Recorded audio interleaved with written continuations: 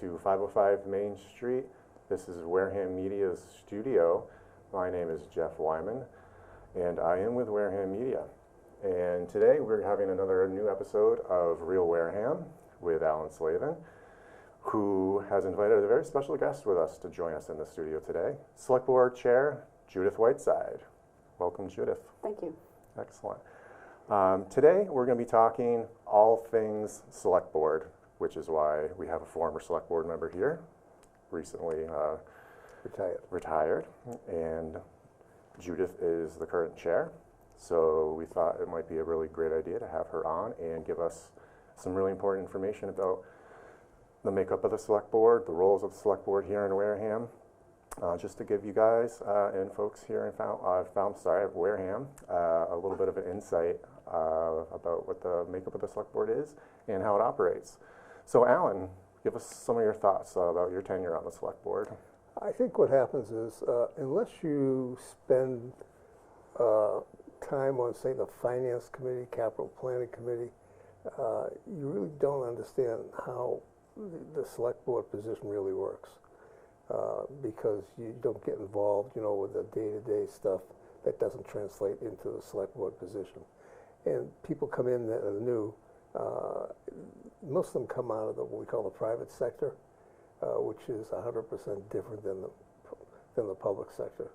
It's how things work, etc. So they get into the position and they usually run up against a stone wall within about 15 seconds of taking oath of office.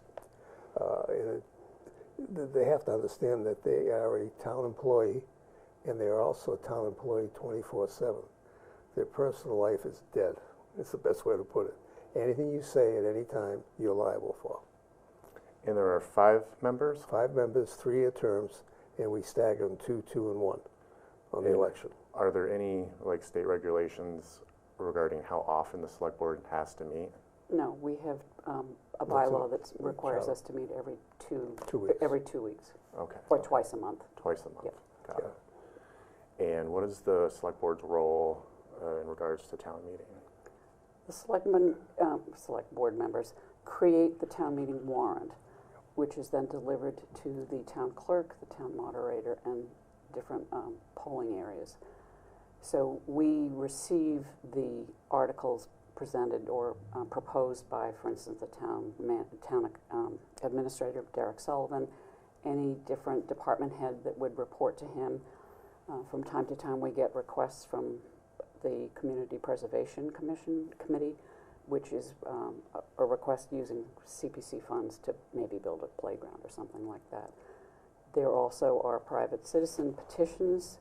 There need to be 10 registered voters to get an article on an annual town meeting and 100 signatures to have one on a special town meeting. But I want to back up a little bit, if we can. Sure, absolutely. Okay. That's why you're here. Okay. The Board of our town government is governed by something called the Wareham Home Rule Charter. It was originally adopted in 1977, okay?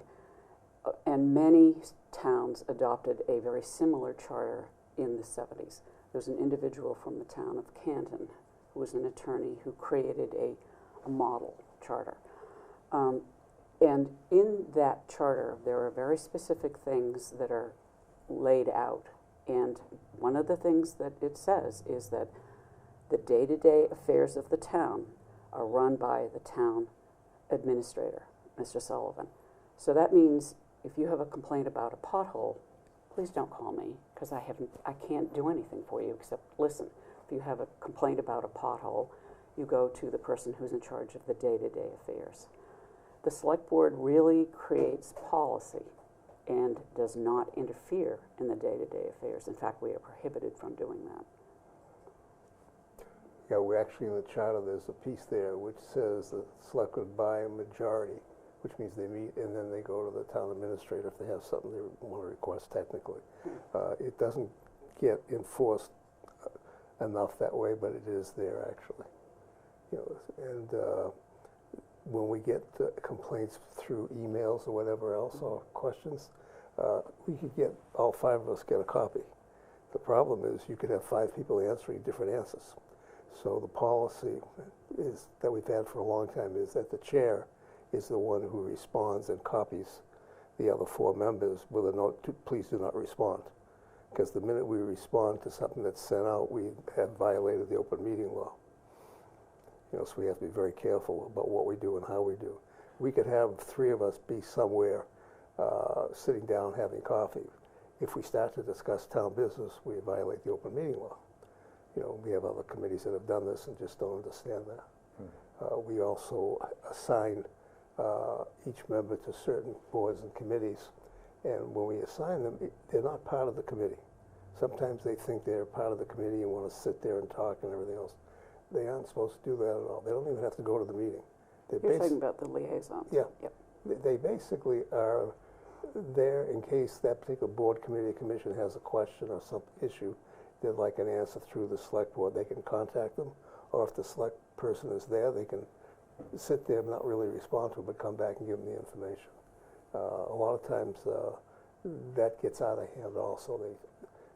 They go in and they get tied into the actual meeting. They sit up on the stage, if you want to call it that, with them. We're not supposed to be there at all. If you want to be there, you should be in the back of the room listening. So the way I explain it is the liaison to any board or committee is a conduit, and that individual does not sit at the table of the committee, does not contribute anything to the carryings on of the committee unless there's a public hearing.